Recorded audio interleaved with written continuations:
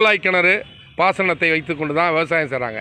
இந்த ஆழ்குழாய் கிணறு பாசன தண்ணிக்கு வரி விதிக்கப்படும் என்று இந்திய அரசு அதோட அமைச்சர் பாட்டீல் அறிவித்திருக்கிறார். இது வன்மையாக கண்டிக்கத்தக்கது. இந்த வரி விதிப்பு இப்பொழுது ஒரு காலத்தில் பாட்டிலில் தண்ணி இப்போ நம்ம விற்றுக்கிட்டு இருக்காங்க.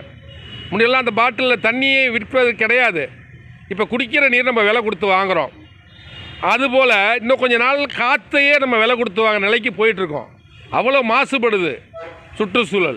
மரங்களையெல்லாம் வெட்டி காடுகள்லாம் அழிச்சிட்டோம். இப்போ விவசாயத்தையும் அழிச்சிட்டோம்னா சாப்பாட்டுக்கு என்ன பண்ணுவோம்? உணவு பஞ்சம் வரும். விவசாயிகளை கொஞ்சம் கொஞ்சமாக அழிக்கிற செயலில் இந்திய ஒன்றிய அரசு ஈடுபடுகிறது. இப்போ எதை எடுத்தாலும் ஜிஎஸ்டி, HGST மத்திய அரசும் மாநில அரசும் வரி விதிக்குது.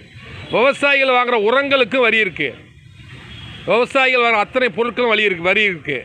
இந்த வரி விதிப்பு வந்து குடிக்கிற தண்ணிக்கு, அதாவது நாங்கள் பயன்படுத்துகிற விவசாயியோட பயிர் குடிக்குது தண்ணி. அது தண்ணியை குடித்தாதான் நம்ம வளரும், விவசாயத்தை பாதுகாக்க முடியும். அந்த தண்ணிக்கு வரி விதிக்கிறாங்க.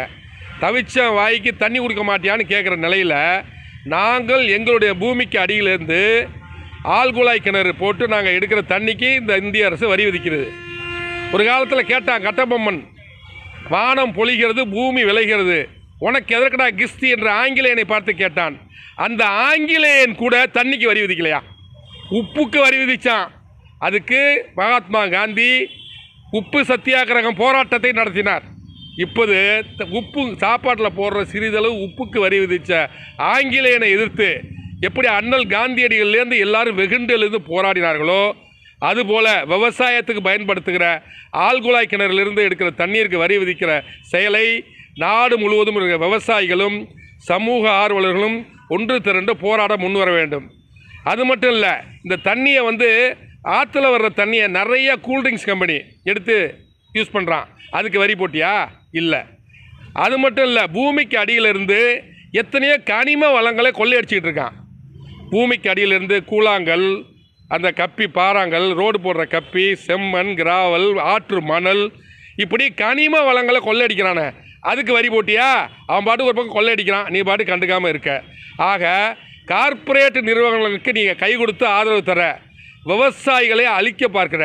விவசாயிகளை அழிச்சிட்டோம்னா இவன் விளை நிலத்தெல்லாம் விட்டுட்டு அவன் கடையில் சோறு வாங்கி தின்னுட்டு வாழ்ந்துருவான்.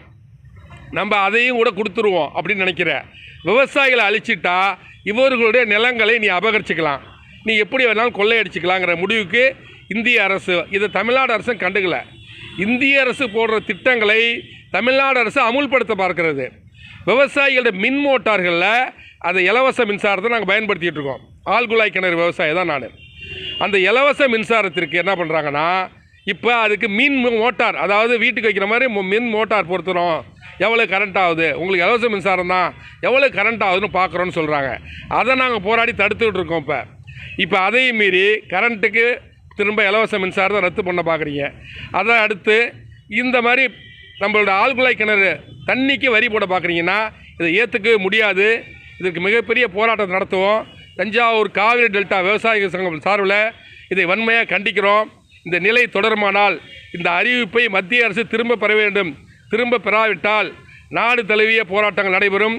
தஞ்சாவூர் மாவட்டத்தில் அனைத்து விவசாயிகள் சங்கங்களையும் ஒன்று திரட்டி காவிரி டெல்டா விவசாயிகள் சங்கம் மிகப்பெரிய போராட்டத்தை முன்னெடுக்கும் என்று கூறிக்கொள்கிறேன். எனது பெயர் AKR ரவிச்சந்தர், தலைவர் காவிரி டெல்டா விவசாயிகள் சங்கம், தஞ்சாவூர்.